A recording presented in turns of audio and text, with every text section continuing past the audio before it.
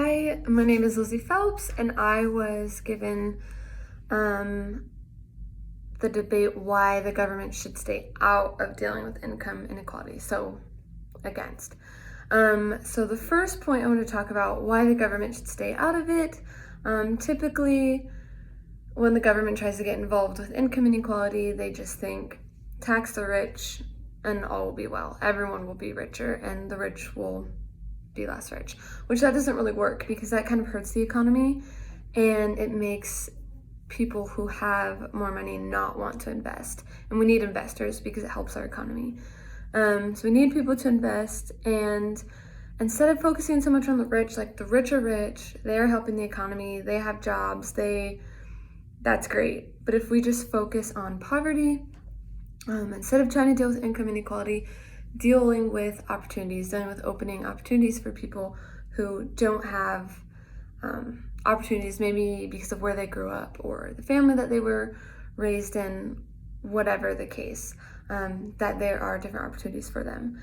One really good example of opening an opportunity is school choice. That can be really, really beneficial. There was a boy, I don't remember his name, but he was in Trump town hall in 2020 with Eric Bolling, and he talked about how he was grateful for school choice, that it is allowed in Ohio where he is, because he was able to get out of a school that wasn't the best atmosphere for him, and maybe didn't have the best teachers, it wasn't as safe. People don't feel safe, they don't really learn well. So him being able to pick a different school and go somewhere where he felt safe and felt like he had potential and had good teachers, and then really saw what he could become.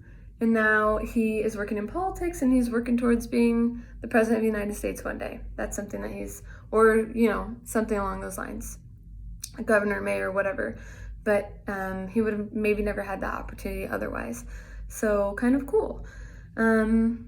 Another thing, I know LeBron James opened up a school, I think it's in Cleveland or something, can't remember, but he opened up a school for kids so they can go to a school where they feel safe and have more opportunities and see their potential. So that's amazing. Instead of the government stepping in, people who have money, people who have opportunities, giving other opportunities to people. So like LeBron James. Another thing is when we try to equal pay, and we try to focus so much on the income inequality and allow the government to step in, it kind of takes incentive away. People don't really want to work as hard. They don't really have any goals to work towards. There's just no need because I get paid enough to get by. I don't really need to do much. But we want people to work hard. We want people to be entrepreneurs and to invest and do things because it helps our economy. And it helps all of us in turn. Having an incentive, looking up to people, seeing, I guess I'm trying to say competition. There needs to be some level of competition to work towards, to see, wow, that person's really successful. I want to be like that or better. But if they don't have the opportunities, how can they do that? So opportunities, focusing on poverty, staying out of income inequality, 100%. I think that's about it. I guess one example I do want to talk about really quick is that competition, that level of competition, and just understanding that some people are going to be more talented in different aspects. We're not always going to be the same. We don't always necessarily deserve to have equal pay.